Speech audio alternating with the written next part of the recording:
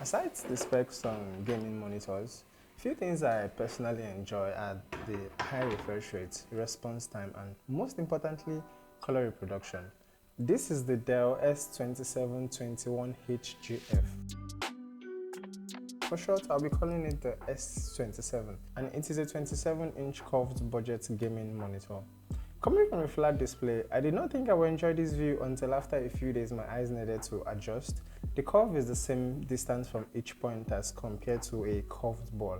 Really great to look at, especially if you're sitting in the middle.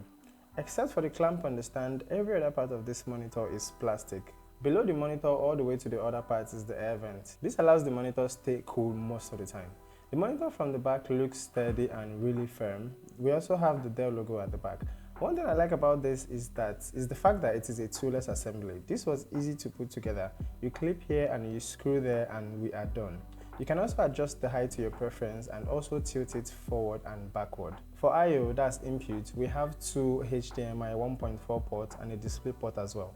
3.5mm headphone jack and a power supply port, and Dell also provided the HDMI cable in the box. Now to the display. First, I'd like to mention that the bezels on here are so thin, it feels like the whole thing is a display. So this is a VA panel, 1920 by 1080p display with 144Hz refresh rate. Nvidia G-Sync and AMD FreeSync on board for gaming. Well, I do game from time to time, but for what I do, which is basically content creation, making videos 30 here and there, and maybe sometimes a little bit of gaming, it has 1 millisecond response time and also has SHDR.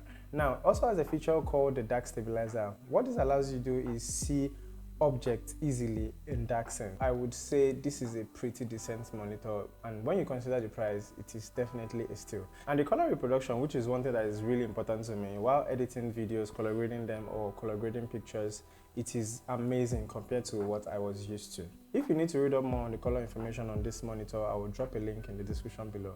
And if you're enjoying this video, kindly hit the like button, as that would go a long way to help other people find this. So far, I have enjoyed using the Dell S2721HGF for video editing, for color grading pictures, and for gaming. Okay, well, it is built for gaming. So for controls, you have a joystick and 4 buttons on the side, and beneath you have the power button, which is also infused with the light indicator. All 4 buttons can be customized to a shortcut to get you straight to your favorite menu.